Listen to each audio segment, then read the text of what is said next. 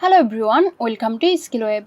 In this video, I will show you how to add motion blur in Adobe Premiere Pro. So let's get into the video.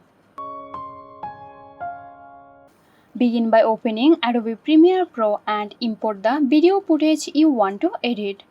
In the project panel, right-click and select New Item, then Adjustment Layer. Drag it to the timeline above the footage you want to apply motion blur to.